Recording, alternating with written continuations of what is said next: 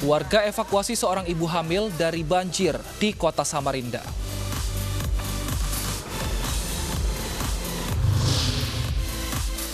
Petugas PLN bertaruh nyawa menyingkirkan balon udara liar dari kabel sutet. Jangan harap kembali ke Jakarta tanpa membawa surat izin keluar masuk wilayah.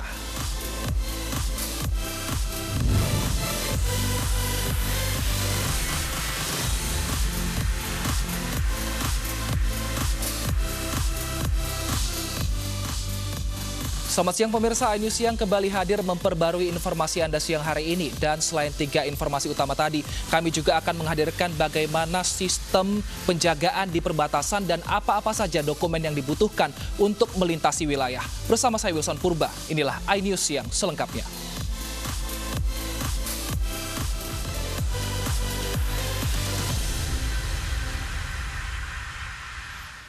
Kita ke informasi pertama, pemirsa menolak diperiksa kesehatan sekelompok pemuda mengeroyok petugas COVID-19 desa di Pekalongan, Jawa Tengah. Polisi menetapkan 7 pelaku sebagai tersangka.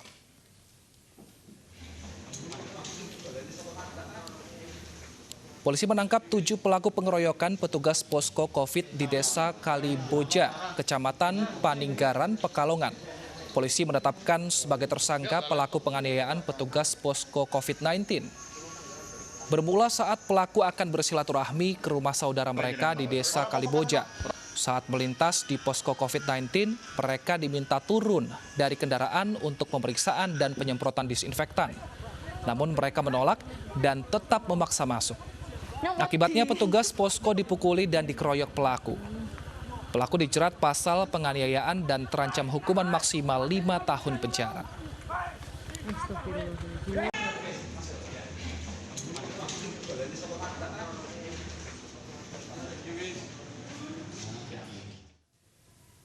Seorang ibu di Sika, Nusa Tenggara Barat keguguran akibat akses jalan menuju rumah sakit ditutup warga.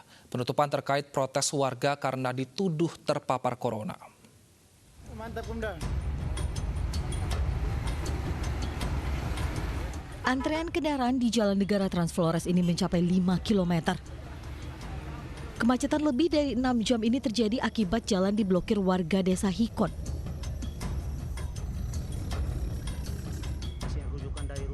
Akibatnya, ambulans yang membawa pasien seorang ibu yang akan melahirkan dari Flores Timur ke Sika keguguran.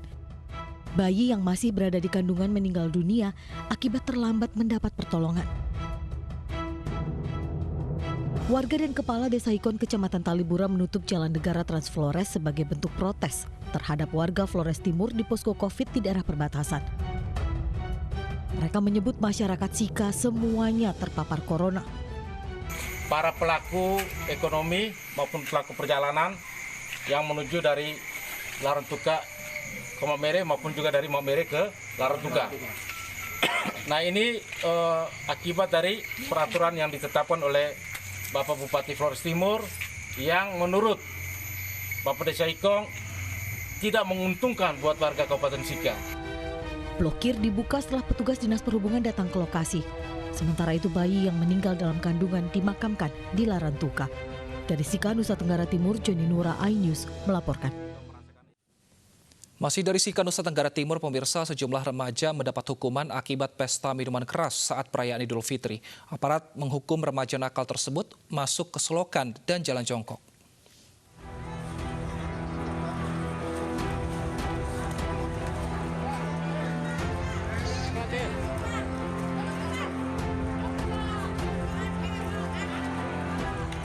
Saat perayaan Idul Fitri, 8 remaja di Kampung Guring Laut Sika justru pesta minuman keras hingga mabuk-mabukan. Aksi remaja itu dibubarkan anggota Babinsa Koramil Kodim 1603 Sika dan aparat menghukum mereka berendam di selokan hingga jalan jongkok. Para pelaku, kami kembali memberikan pernyataan kepada semua bahwa tidak akan mengulangi perbuatan itu lagi. Dengan kembali dan melaksanakan kegiatan-kegiatan yang bermanfaat dengan mengikuti anjuran dan protokol kesehatan. Sanksi fisik bertujuan untuk memberikan efek jera pada para pelaku. Terlebih, pesta miras yang meresahkan warga itu digelar pada masa perjuangan melawan pandemi virus corona. Dari Sika, Nusa Tenggara Timur, Joni Nura, iNews melaporkan. Seorang ibu hamil dievakuasi dari kepungan banjir di Samarinda, Kalimantan Timur oleh warga dan tim relawan gabungan.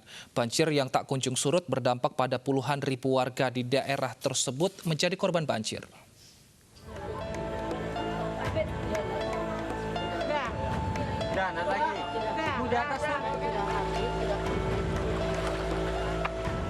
Seorang ibu hamil dievakuasi dengan perahu karet dari kepungan banjir di Samarinda, Kalimantan Timur. Warga bersama relawan gabungan membawa ibu hamil itu ke posko penanganan banjir untuk selanjutnya dirawat di Rumah Sakit Abdul Wahab Syahrani.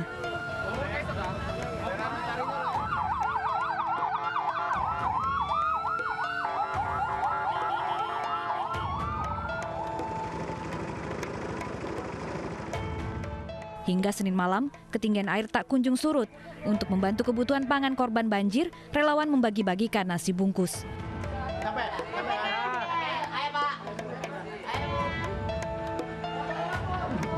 Itu seperti obat-obatan, kalau keperluan yang baik seperti popok. Apa kita butuh air gitu? Iya, karena kan emang untuk persediaan kayak beras ada aja sih Pak, cuma untuk masaknya susah gitu. Nah, karena kan kami kan kebanjiran gitu. Apalagi kayak dalam rumah gini kan pas seminggang. Di Samarinda, banjir telah berlangsung selama 4 hari dan merendam 4 kecamatan, serta berdampak pada 36.000 warga. Dari Samarinda, Kalimantan Timur, Mas Kardiansyah, iNews melaporkan. Bagaimana kondisi Samarinda kini? Apakah banjir masih terjadi? Kita bergabung dengan pengurus di lokasi pengungsian, ada Bapak Suryansyah. Selamat siang, Pak Suryansyah. Selamat siang, Pak. Pak, saat ini ada berapa orang yang berada di pengungsian, Pak? Sekitar kurang lebih 30 orang, Pak. 30 orang, apakah semuanya sudah mendapatkan bantuan dari pemerintah maupun swasta, Pak? Untuk sementara dari tim relawan yang membantu semua ini, Pak, gitu. Fasilitas di pengungsian sendiri apakah sudah terpenuhi, Pak, seperti tempat tidur ataupun obat-obatan dan pakaian, Pak? Belum, Pak. Ini lagi kita siapkan semua, makanya kepentingan keperluan pengungsi ini apa-apa. Lagi kita data semua, Pak, gitu. Baik, lalu bagaimana dengan kondisi banjir di sana, Pak? Apakah sudah mulai surut? Alhamdulillah sudah turun 2 cm, Pak. Berarti saat ini tingginya berapa, Pak? Tingginya kurang lebih sedada manusia, ada yang 2 meter, ada yang 1,5 meter, Pak. Baik, berarti 1,5 sampai 2 meter ya, Pak. Nah, ini tadi kami melihat gambarnya bahwa tidak semuanya warga mengungsi, namun ada yang memilih tetap tinggal di rumah. Apa alasan mereka, Pak? Alasannya untuk menjaga barang-barang mereka, takut karena tindak kriminal pencurian sangat rawan di sini, Pak, gitu. Nah, Pak Suryansyah, bisa diceritakan sedikit, Pak, seperti apa lokasi di pengungsian, mengingat sekarang kan juga ada imbauan untuk physical distancing, berjaga jarak satu dengan yang lain. Apakah ini bisa diterapkan di lokasi pengungsian, Pak? Kalau di pengungsian sudah kita terapkan, jadi kita jarak kita kasih sekitar kurang lebih 1 meter sampai 1,5 meter, kita kasih jarak supaya tidak bersentuhan gitu. Jadi kita himbau juga memakai masker. Nah, bagaimana dengan kebersihan sendiri, Pak? Untuk air bersih, apakah sudah tercukupi?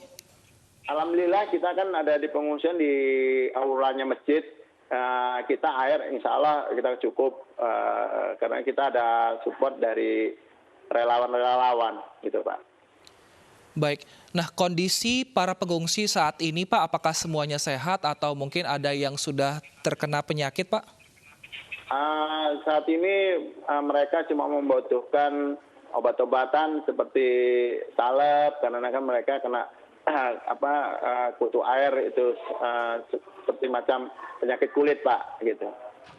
Nah, banjir yang terjadi ini apakah memang banjir tahunan atau baru kali ini saja terjadi, Pak? Oh, ini tahunan, Pak. Jadi kalau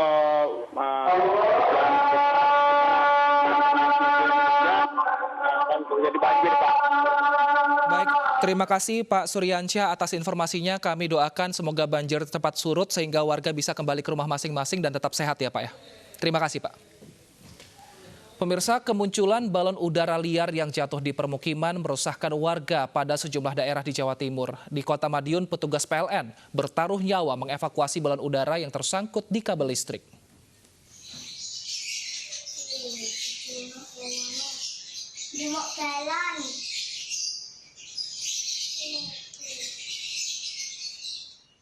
Petugas PLN menyingkirkan balon udara liar yang tersangkut di kabel listrik viral di media sosial. Petugas dari tim pemeliharaan jaringan PLN bertaruh nyawa meniti kabel untuk membuang balon udara agar tidak mengganggu arus listrik di permukiman.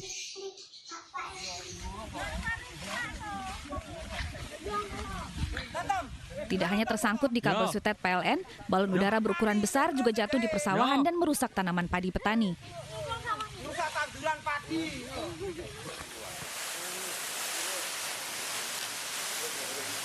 Di Ponorogo, polisi menyita belasan balon udara liar berukuran besar dari sejumlah tempat. Selain itu, ratusan petasan berbagai ukuran yang akan digantung pada balon udara juga turut disita aparat. Nah, ini yang harus kita evaluasi bersama, ini harus kita berikan himbauan kepada masyarakat bahwa ke depan merayakan Hari Raya Idul Fitri tidak perlu dengan menerbangkan balon dan membunyikan mercon.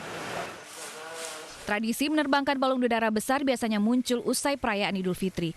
Balon udara liar tidak hanya mengganggu dan merusak permukiman saat jatuh di daratan, tetapi juga membahayakan bagi penerbangan saat mengudara. Dari Madiun dan Ponorogo, Jawa Timur, Arif Wahyu, Ahmad Subeki, iNews melaporkan.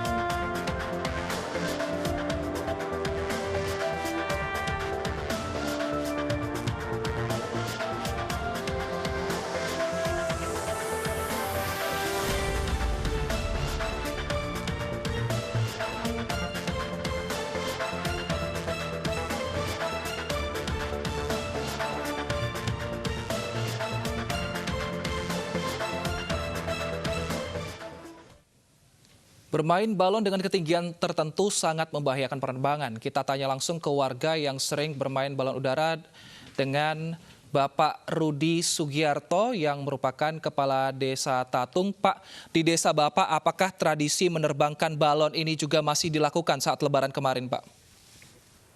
Saat Lebaran kemarin ini sudah berkurang banyak dibanding beberapa puluh tahun yang lalu. Jadi, baik, silakan Pak.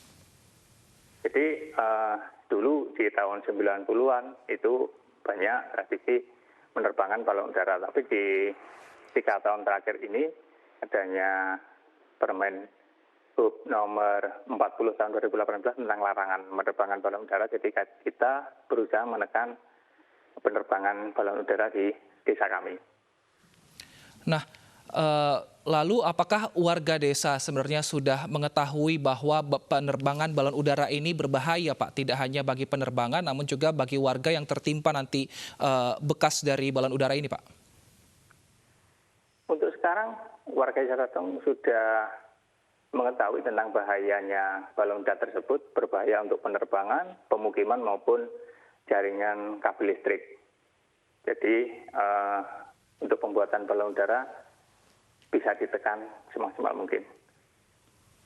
Baik, nah di desa Bapak sendiri apakah masih ada yang saat ini menyimpan balon udara untuk kemudian dinyalakan dalam waktu tertentu, Pak? Kalau untuk saat ini kita sudah menghimbau kepada seluruh warga beserta Pak Babin Kamtipmas dan Babinsa untuk tidak membuat dan menerbangkan balon udara di Hari Raya Idul Fitri ini. Bagaimana dengan sosialisasi dari petugas keamanan kepada desa Bapak, Pak?